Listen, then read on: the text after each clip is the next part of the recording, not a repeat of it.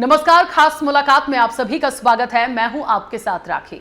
आज एक ऐसी शख्सियत से आपको खास मुलाकात में मिलवाएंगे जो नारी सशक्तिकरण के ऊपर काम करती हैं, समाज सेविका भी हैं और कहते हैं ना कि नारियों को लेकर जो कुछ भी देश में चल रहा है, जो भी बातें आती हैं, असल में क्या है उसके पीछे, खुलकर बातचीत होगी आज नारी सशक्तिकरण पर और महिलाओं को लेकर। और बहुत देरी ना करवाते हुए मैं आपकी सीधे मुलाकात करवाती हूं। आज स्वदेश न्यूज में हमारे इस खास प्रोग्राम में आई हैं डॉक्टर अन्नपूर्णा शर्मा। अन्नू दीदी, मैम बहुत बहुत स्वागत सबसे पहले तो हमारे आज खास कार्यक्रम में आने के लिए। और मैं शुरुआत यहां से करना चाहती हूं कि क्योंकि आप एक समाज सेविका भी हैं, नारी सशक्तिकरण को लेकर काफी लंबे समय से आप काम भी कर रही हैं। स्त्री का जहां नाम आता है, जहां नारी का नाम आता है, तो इस काम में जब आप आई और जब आप लगी, जब वो भाव आए कि नारी सशक्तिकरण के लिए काम करना है, कितना इसको महत्वपूर्ण मानती हैं और आज वर्तमान स्थिति में नारी के सशक्त होने को कितना ज़रूरी देखती हैं? जी देखिए, आपने बहुत ही अच्छा सवाल किया। नारी सशक्तिकरण को लेकर जहाँ तक है, आज जो कुछ भी है आज हमारे भारत देश में, चाहे हमारे मोदी जी को लेकर देख लीजिए, अभी जो बातें भी हो रही तो वो सिर्फ नारी सशक्तिकरण को लेके, महिलाओं के सम्मान को लेके। तो महिलाओं का सम्मान हमारे देश में सबसे ऊपर है। बिल्कुल, चलिए, और ये बात सच भी है क्योंकि कहते हैं कि नारी है तो उन्हीं से सारी चीज़ें होती हैं। और आज वर्तमान परिदृश्य में मुझे लगता है मैम कि बहुत ऐसी चीज़ें होने लगी हैं कि नारी बहुत अच्छा कर भी रही है तो भी सवाल हैं, अपनी मर्जी से कुछ करती है तो भी सवाल हैं। तो इन सब चीज़ों से कैसे निकले? मतलब हर जगह नारी शक्ति ही सवालों के घेरे में क्यों उसी को काउंटर करते हैं? देखिए, कहीं ना कहीं जहाँ तक बात आती है तो ये तो प्राचीन काल से चला आ रहा है कि महिलाओं के ऊपर, नारियों के ऊपर हर जगह उंगली उठाई जाती है, लेकिन उससे लड़कर आगे बढ़कर नारी खुद ही निकलती है। तो ये हमको खुद को ही आगे बढ़ना होगा, क्योंकि यहाँ ऐसे दैत्य लोग हमारे यहाँ बैठे हुए हैं कि जो हमको, नारियों को आगे आने के लिए हर संभव कहीं ना कहीं एक अड़ जाते हैं कि कहीं नारी आगे ना हो जाए, इनसे आगे ना निकल जाए, इनसे आगे अपना हक ना ले ले। तो ऐसे दैत्यों से बच के नारी शक्ति को खुद ही लड़कर और आगे बढ़कर खुद ही निकलना पड़ेगा। बिल्कुल ठीक है। हमारे इस देश में दो नारी मैं कहूँगी, या दो महिलाएं, दो ऐसे नाम हैं जो बहुत फेमस भी हुए, सब अपने अपने काम को लेके चर्चित रहते हैं। एक मोनालिसा जो मेले से वायरल हुई और एक हर्षा रिछारिया जो कुंभ पहुंची थी और उनका भी काफ़ी नाम हुआ। देखिए, किसका क्या बैकग्राउंड है एक अलग बात हुई, लेकिन वो क्या चाहती हैं, क्या करना चाहती हैं, उनका अंतर्मन क्या कहता है, दोनों ही चेहरों को लेके काफ़ी विवाद हुआ। तो मैं एक एक करके दोनों पे थोड़ा सा बात करना चाहती हूँ। और मैं सबसे पहले मोनालिसा पर आऊँगी। जिस तरीके से वो आई, जिस तरीके से उनको काम मिला, उसके बाद एक लव जिहाद का एंगल उनके साथ जुड़ा, इसे आप कैसे देखती हैं? देखिए, जो लव जिहाद का जो शिकार हुई है, कहीं ना कहीं दो चेहरे कुंभ में आए थे जो बहुत ज़्यादा वायरल हुए थे। उनमें एक साध्वी हर्षा रिछारिया जी भी है, अब उनको मैं साध्वी कहूँगी क्योंकि उन्होंने अभी बहुत जल्द संन्यास भी ले लिया है। तो और एक मोनालिसा है। तो ये हमारी सोच का फ़र्क है कि हम कौन फंसने में, तो जिहाद का शिकार तो हमारी साध्वी जी हर्षा रिछारिया जी भी हो सकती थी और होने में मोनालिसा भी हो चुकी है। तो कहीं ना कहीं उसमें हमारे जो महान लोग हैं, संत लोग जिनको बोलेंगे, उनकी भी कहीं ना कहीं भूमिका आ रही है। जैसे अभी अनिलानंदी जी ने भी एक कड़वा बयान जो दिया है, उसको लेके हमारी नारी शक्ति जो है घोर उनका विरोध कर रही है और आगे भी करेगी, उनके खिलाफ कार्रवाई भी करेगी, क्योंकि वहीं से मोनालिसा निकली है, वहीं से हर्षा रिछारिया जी। तो हम उनको दोनों को एक अलग अलग आईने से देखें, क्योंकि मोनालिसा एक जिहाद में फंस चुकी है और वो जिहादी हो गई है।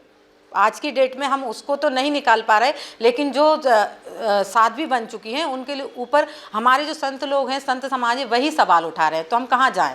हम नारी शक्ति कहाँ जाएं? मैम, एक बड़ा महत्वपूर्ण पॉइंट है, वो जब आई थी और जब वो गई और उन्होंने अखाड़ा भी ज्वाइन किया, काफ़ी विवाद वहाँ हुआ। फिर उसके बाद आया कि शायद उनकी वापसी होगी क्योंकि उन्होंने अब संन्यास ले लिया। मुझे एक बात समझ नहीं आती, संत समाज को आपत्ति किस बात की है? क्या उनका व्यक्तिगत दायित्व, व्यक्तिगत मन एक नारी का नहीं हो सकता कि वो क्या करना चाहती हैं, कहाँ जाना चाहती हैं? और मैं जिनका आप जिक्र कर रही हैं, अनिलानंद महाराज जी का, उन्होंने जो बयान दिया, कोई मतलब नहीं है ऐसे नचने कुदने लोगों के लिए। सनातन में किसी प्रकार की कोई जगह नहीं है, इनकी जांच होना चाहिए। ये तो वही है कि 900 चूहे बिल्ली ने खा लिए, अब कह रहे मैं हज पे जाऊंगी और वहां मेरे पाप धोऊंगी। बिल्कुल नहीं। अगर तुम्हें संन्यास लेना है तो सीता माता की तरह आपको भी अग्नि परीक्षा देनी पड़ेगी। हम तो अमूमन एक ही चीज सुनते आए हैं, 900 चूहे खा के बिल्ली हज को चली। आप कह रहे हैं कि 900 चूहे खा के हम हज पे जाने नहीं देंगे। मतलब ये इंटेंशंस जो होते हैं ना, ये बहुत कुछ बताते हैं। तो क्या करना चाहते हैं आप? आपको उनकी व्यक्तिगत जीवन से मतलब क्या? देखिए, मैं यहीं थोड़ा सा अनिलानंद जी महाराज जी के लिए, एक तो हम बहुत ज़्यादा नाराज़गी भी है उनसे कि हमें उनसे ये उम्मीद नहीं थी। हर्षा रिछारिया जी अगर उन्होंने संन्यास लिया है तो उनको दिक्कत क्या है? और रही बात 900 चूहे खा के हज को जाना, तो 900 चूहे खा के हज को मोनालिसा गई, उसको अनिलानंद जी ने क्यों नहीं रोका? ऐसे ही संत समाज की वजह से आज हम तुम आगे नहीं बढ़ पा रहे। कहीं ना कहीं जो हम तुम आगे नहीं बढ़ पा रहे, उसके पीछे जो संत है वो अनिलानंद जी जैसे जिहादी मानसिकता के संत जो कहे जाते हैं वो अनिलानंद जी है। कोई मतलब नहीं है ऐसे नचने कुदनिया लोगों के लिए। सनातन में किसी प्रकार की कोई जगह नहीं है, इनकी जांच होना चाहिए। ये तो वही है कि 900 चूहे बिल्ली ने खा लिए, अब कह रहे मैं हज पे जाऊंगी। हर्षा रिछारिया जी जो देवी है, देवी स्वरूप हो गई है। मैं तो उनको देवी, हम लोग तो नारी शक्ति उनके लिए, हमारे लिए एक प्रेरणा स्त्रोत वो बन चुकी हुई है, क्योंकि उन्होंने संन्यास ले लिया तो अब वो पूजनीय हो गई हैं। और अगर किसी के बेग से क्या में लेना देना, पहले कौन क्या था, हम क्या थे, आप क्या थे, पहले से क्या, आज हम क्या हैं, मैटर वो करता है। बिल्कुल। तो ये चीजें ऐसे ही बढ़ती जाएंगी। क्या मानती हैं कैसे रोका जाए? यदि अपने ही लोग, वो खुद एक अध्यक्ष हैं संत समिति के, और आप यदि कोई संन्यास ले रहा है, उन पे आप सवाल उठा रहे हैं। चलिए, मोनालिसा तो एक अलग एंगल हुआ, उनको हम कोई साध्वी या उस तरह से नहीं देखते, लेकिन जो हैं, जो वाकई काम कर रहे हैं, जो वाकई सन्यासी हो गए हैं, उनके लिए रोकना और उनके लिए इस तरह की बयानबाजी जो है, इन सबको कैसे रोका जा सकता है मैम? क्योंकि आप नारी शक्ति के लिए काम कर रही हैं, तो ये बहुत बड़ा फैक्टर है कि इन सारी चीज़ों के लिए कैसे काम किया जाए। देखिए, बहुत अच्छा आपने जो सवाल किया है। जो हमें तो पहले जो संत समाज में भी कई ऐसे दैत्य संत बैठे हैं जिन्होंने अनिलानंद जी जैसे मारे, हमें इनसे उम्मीद नहीं थी कि ये जो साध्वी हर्षा रिछारिया जी जो है उनके ऊपर इतनी टिप्पणी करने की क्या ज़रूरत थी। इनकी जो जिहादी मानसिकता थी, वो अपनी मानसिकता अगर चेंज कर लेंगे तो हम तुम आगे बढ़ेंगे। क्योंकि हर्षा रिछारिया जी जो हो गई आज हमारी युवा पीढ़ी के लिए, वो एक हमें आगे मार्गदर्शन, हम उन्हीं को देख के आगे बढ़ेंगे। हमारे लिए तो हर्षा रिछारिया जो है एक हमारे लिए एक आईना बन गई है कि उनको देख के हम जो इधर उधर भटक भी रहे हैं, जो जिहाद के चक्कर में लड़कियां फंस रही हैं, हम उनको देख के आगे बढ़ सकते हैं कि वो भी तो एक युवा है, वो भी तो एक खूबसूरत थी, वो चाहती तो ग्लैमर की ओर जा सकती थी, लेकिन उन्होंने क्या चुना? संन्यास चुना है, सनातन धर्म को चुना है, तो वो सनातन को बढ़ा रही। तो हम तो उनको देख के आगे बढ़ रहे हैं। और वहीं अनिलानंद जी जैसे महाराज उनका विरोध कर रहे हैं, तो उनकी सोच जो है वो जिहादी सोच है, और उनकी सोच के जैसे सोचों के चक्कर में आके मोनालिसा जैसे लोग फंस जाते हैं, तो वो उधर कन्वर्ट हो जाती हैं। ये एक बहुत बड़ा सवाल है आज के समय में, और इन सब चीज़ों पे काम करना इसलिए बेहद ज़रूरी हो गया मुझे लगता है कि क्या कोई संन्यास लेने से पहले किसी से पूछने जाएगा? मुझे ये सारी बातें आज इसलिए करनी पड़ रही हैं क्योंकि जब उन्होंने अखाड़ा ज्वाइन किया था, जब कुंभ पहुंची थी, तब भी बहुत ज़्यादा विवाद हुआ था कि वो पालकी में क्यों बैठ गई। उसके बाद बहुत सारी चीज़ें हुई हैं, मतलब एक एक चीज़ हम निकाले तो बहुत एक लंबी फहरिस्त होगी। तो इतना विवाद झेलते झेलते उनके खुद के काफ़ी वीडियोस भी आए थे कि काफ़ी ज़्यादा उनको ट्रोल किया गया और इस तरह से चीज़ें आई हैं। तो सवाल वही आता है कि बात सिर्फ एक शख्स की नहीं है। आप हर नारी को देखिए, उसके पीछे का एक पार्ट है। आज वो क्या चाहती हैं, वो किस तरह से बढ़ रही हैं, वो संन्यास लेके क्या देना चाहती हैं, इस पर बात नहीं हो रही। क्या संत समिति के जो लोग हैं या जो इससे जुड़े हुए हैं, क्या उनका ये फर्ज नहीं बनता ये जानने का कि वो आई थी या वो इस तरफ जा रही हैं या वो संन्यास ले रही हैं, तो क्यों ले रही हैं? आप इस चीज़ को देख के उनको आगे बढ़ाइए। बहुत बड़ा डिसीजन होता है संन्यास लेना, छोटी सी बात नहीं है। तो आप उनको ट्रोल पे ट्रोल कर रहे हैं, आप कह रहे हैं कि 900 चूहे खाए हैं बिल्ली ने लेकिन हज को नहीं जाने देगा। तो इस तरह के बयान अच्छे नहीं लगते नारियों के लिए। तो कम से देखिए मैम, मैं यहाँ तक बोलूँगी कि हम तो बोलेंगे ना अनिलानंद जी आचार्य से कि मत जाने दीजिए ना, आप 900 चूहे खा के हज को, मोनालिसा को रोकिए। आप मोनालिसा के लिए आपने 2 शब्द क्यों नहीं लिए? क्योंकि वो हज को गई है, वो 900 चूहे खाइए। हमारी साध्वी हर्षा रिछारिया जी ने ना तो 900 चूहे खाए हैं और ना वो हज को जा रही है। वो हमारे सनातन को बढ़ा रही है, हमारे सनातन धर्म को आगे कर रही है, और हमारे सनातन धर्म के लिए वो कई सारी रैलियां निकालती हैं, तब उनका लोग विरोध करने आ जाते जाते हैं, क्योंकि वो जिहादी मानसिकता के लोग होते हैं। वो जब सनातन के लिए प्रचार करती हैं तो लोग उनको आ जाते ट्रोल करने के लिए। और अब उन्होंने जहाँ तक कि संन्यास ही ले लिया, उस ग्लैमर की दुनिया से उन्होंने त्याग ही कर दिया, तो अब तो उनको माफ़ करिए। आप हम पीछे पहले क्या थे, आप हमारे पहले में क्यों जा रहे हैं? आप पहले क्या थे, हम तो आपके बारे में नहीं खोज रहे अनिलानंद आचार्य जी। तो आप देखिए जो हर्षा रिछारिया जी, साध्वी हर्षा रिछारिया जी जो है, उनको अगर अनिलानंद जी बोलते हैं कि 900 चूहे, तो 900 चूहे उन्होंने नहीं कहा। मोनालिसा को लाइए आप, हज वो चली गई है, वो एक जिहादी के चक्कर में पड़ के एक हज को चली गई है, उसको आप वापस करिए, क्योंकि आप एक संत हैं, आप एक संत समागम का एक बहुत बड़ा चेहरा है। आप उनको वापस लाएंगे तो इसमें आपका भी बहुत बड़ा एक पुण्य लगेगा इस चीज़ का आपको, कि आपने सनातन में उनकी वापसी करा दी। हमारी हर्षा रिछारिया साध्वी जी जो है, वो तो हमारी सनातन की, हमारी प्रेरणा स्रोत हैं युवा पीढ़ियों की। बिल्कुल मैम, एक चीज़ है, जितना भी संत समाज है, मैं अक्सर कई चर्चाओं में जब सनातन पर डिबेट्स होती हैं, मैं बहुत सारे संतों से मैंने बात करी, अनिलानंद जी से भी मैं कई बार अपनी चर्चाओं में रही हूँ। एक बड़ा जेन्युइनली मैंने महसूस किया है, कुछ संत ऐसे हैं जो वाकई सामाजिक परिवेश को समझ के बात करते हैं और ये भी कहते हैं कि हर व्यक्ति का एक अधिकार होता है, लेकिन कुछ संत ऐसे हैं जो सिर्फ अपना एक तरफा मत दिखाते हैं कि हम हैं, हम ही संत हैं, हमारा ही पावर है, और बाकी लोग नहीं होता, उन सबका प्रोटोकॉल अलग है। मुझे लगता है ये बहुत एक बड़ा सवाल है। देखिए, तो मैं डिफरेंशिएट करूं यदि कि कौन सा संत सही है, कौन सा संत गलत है, असल में कौन संत है, तो बहुत बड़ा सवाल होता है। ये देखिए बहुत बड़ा सवाल है, और इसके आगे मैं यही कहूँगी, जैसे अनिलानंद आचार्य जी जो है, वो उनके आगे किसी संत को देख ही नहीं रहे हैं। अगर वो देखते तो वो तो नारी शक्ति थी, उनका सम्मान करते वो फूल बिछा कर, कि हमारे इसमें नारी शक्ति आई। कितने वर्षों बाद एक किसी जो युवा नारी है, उसने युवा चेहरे ने संन्यास लिया है, अपना सर्वस्व त्याग कर वो सनातन की सन्यासी दुनिया में वो आई हैं, तो उनका तो इनको सम्मान करना चाहिए था। लेकिन इनको लग रहा है कि नहीं, हमारी जैसे कुर्सी की लड़ाई होती है कि नहीं हमारी कुर्सी ना चली जाए, तो उसकी तरीके से अनिलानंद जी बोल रहे हैं कि नहीं मेरा कुर्सी, मेरा चेहरा नहीं चला जाए। हर्षा रिछारिया यहाँ क्यों आ गई? तो हर्षा रिछारिया आपको छीनने नहीं, वो केवल सनातन को बढ़ाने के लिए आई है, सनातन का प्रचार करने के लिए आई है। और हम नारी शक्ति, हम महिला सशक्तिकरण, उनका सम्मान करते हैं। बहुत जल्दी मैं उनसे मिलने वाली भी हुई हूँ, मेरी बात भी हुई है उन्हीं से, और हम उनका सम्मान करते हैं। और हम बोलेंगे कि उनके लिए जो भी आएगा, जो भी संत समाज भी अगर उनका विरोध करेगा, तो हम संत समाज के लिए जो भी कानूनी कार्रवाई होगी, हम उनके अगेंस्ट जाके कानूनी कार्रवाई करेंगे। और हर्षा रिछारिया जो साध्वी हर्षा रिछारिया जो है, उनके सम्मान में हमसे जो बन पड़ेगा, तन मन धन तक की अगर बात आएगी, तो हम नारी शक्ति उनके लिए लगाने के लिए आगे आएंगे। बिल्कुल ठीक बात है। और एक चीज़ और बड़ी महत्वपूर्ण है, मुझे लगता है खुद क्योंकि उन्होंने संन्यास ले लिया है, जहाँ तक हर्षा रिछारिया जी का हम जिक्र कर रहे हैं, उनको खुद भी, और ऐसे बहुत सारे लोग उनके साथ होंगे, जैसे आपने भी कहा, उन सबका एक मत होता है। मुझे लगता है सभी संतों को एक समिति होती है, बैठ के इस पर मंथन करने की ज़रूरत है कि आप कैसे किसी के व्यक्तिगत फैसले पर सवाल उठा सकते हैं। यदि कोई संन्यास ले रहा है तो वहाँ आके सारी चीज़ें खत्म हो जाती हैं। हर चीज़ को त्याग देना एक बहुत बड़ा फैसला होता है, और उन चीज़ों पर मुझे नहीं लगता सवाल उठाना चाहिए, क्योंकि नारी भी हैं, नारी सशक्तिकरण को लेकर हम बात भी कर रहे हैं, 2 नारियों का हमने जिक्र भी कर लिया इस चर्चा में। तो मेरा बार बार एक कंसर्न होता है इस चीज़ पे, हर जगह सवाल सिर्फ एक नारी शक्ति पर क्यों?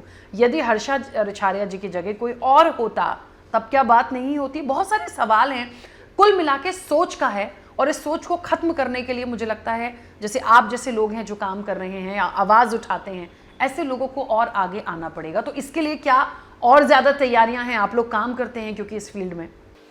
देखिए, सबसे पहले तो मैं ये बोलूँगी कि जो बोल रहे हैं कि इस चीज़ के लिए हर्षा रिछारिया जी जैसे लोगों के लिए, देखिए पहली बात तो हर्षा रिछारिया बनने के लिए, साध्वी हर्षा रिछारिया जी बनने के लिए बहुत दम चाहिए अंदर से, कि सब कुछ त्याग सके। उनके पास आज क्या कमी थी? अगर आज हम बात करते हैं कि उनको ग्लैमर की दुनिया से, किसी भी चीज़ से लेके, उनकी मॉडलिंग कैरियर को लेके देख लीजिए आप, इससे पहले और भी सोशल एक्टिविटीज़ में उनको देख लीजिए, उनके लाखों फॉलोवर्स है, उनको क्या ज़रूरत थी? लेकिन अगर वो हमारे धर्म के लिए अगर आगे आई हैं, तो हम नारी शक्ति को आगे बढ़ाने के लिए सिर्फ यही कहूँगी कि जो संत समाज, जो अनिलानंद जी जैसे आचार्य हैं, वो अपनी सोच को थोड़ा सा जिहादी मानसिकता को थोड़ा चेंज करें, और इस पे अगर उनको विचार भी करना था तो वो संत समाज में जाके मीटिंग करते। संत समाज के इतने बड़े बड़े अखाड़े हैं, उनमें जाकर बात करते, ना कि आप रोड पे उतरकर उनके लिए आप अभद्र भाषा का प्रयोग करते। ये तो नारी शक्ति इस चीज़ को नहीं सहन करेगी, क्योंकि अब हमारी जो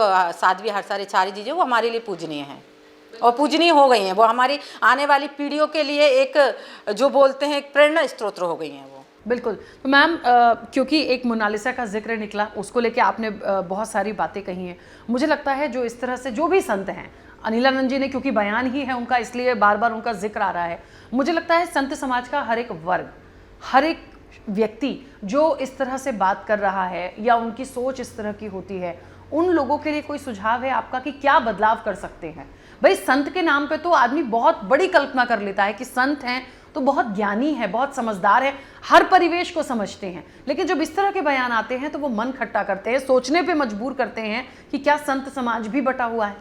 जी बिल्कुल, संत समाज बटा हुआ है। जहाँ तक हम अपने नज़रिए से देखते हैं, हम कहीं जाते भी हैं, अभी आप कुंभ में ही चले जाते, कहीं भी देखते बहुत सारे संत समाज बटे हुए हैं। हम तो ये कह रहे सनातन धर्म हमारा एक है, हमारा भारत, हमारा जो धर्म है सभी का वो सनातन है और सनातन धर्म एक है। तो हमारे जो संत समाज है वो अलग अलग क्यों बट रहा है? आपको मैं तो बोलूँगी अनिलानंद आचार्य जी, आपको हर्षा रिछारिया जी से, साध्वी हर्षा रिछारिया जी से सीखने की ज़रूरत है। आप एक बार उनके पास जाइए तो उनके भी तो विचार सुनिए, इसके बाद आप उन पर टिप्पणी करिए, क्योंकि आप उनसे मिलने के बाद आप उनके बारे में टिप्पणी करना तो छोड़िए, आप उनके बारे में एक शब्द नहीं बोल पाएंगे, क्योंकि साध्वी हर्षा रिछारिया जी वो क्या है, वो आप जब उनसे मिलोगे इसके बाद ही आप जानोगे। कहीं ना कहीं मैं यही मानूंगी कि ना तो उन्होंने उनके बारे में मिले हैं कभी उनको, ना उनके विचारों को उन्होंने सुना है, ना ही उनने सुनने की कोशिश करी है।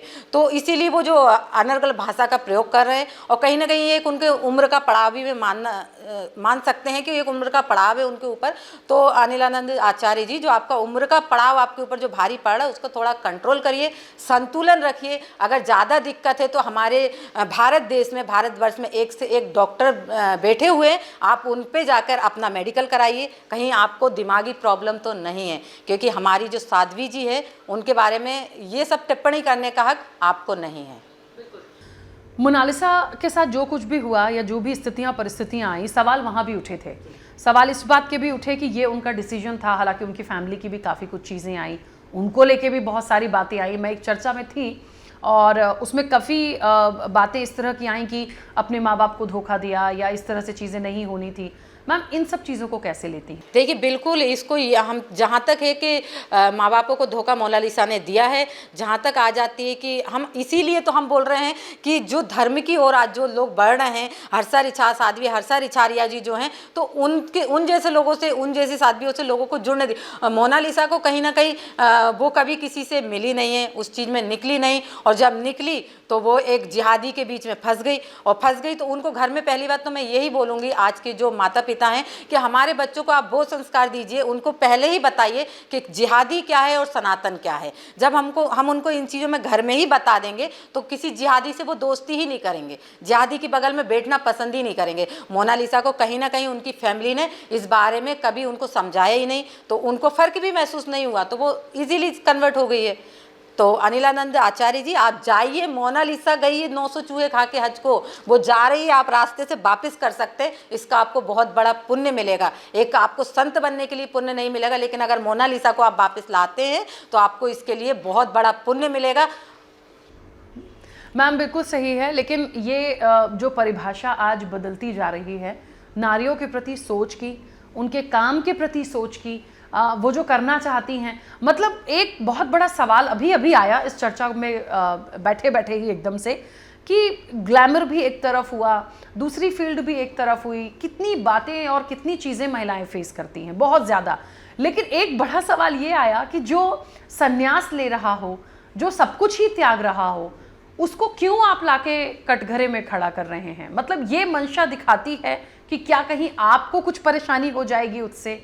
मतलब थोड़ा सा सवाल कहीं ना कहीं पुरुष वर्ग को या संत वर्ग को उनसे दिक्कत हो रही है कि कहीं हम लोग पीछे ना हो जाए। क्योंकि महिलाएं तो आप फौज में देख लीजिए, आर्मी में देख लीजिए, अब कम से कम 50% महिलाएं हमारी, जो हमारी नारी शक्ति है, वो फौज में काम कर रही है। आप एयरपोर्ट में, हवाई जहाज़ों में देख लीजिए तो पायलट हमारी नारी शक्ति, हमारी दीदियाँ हैं।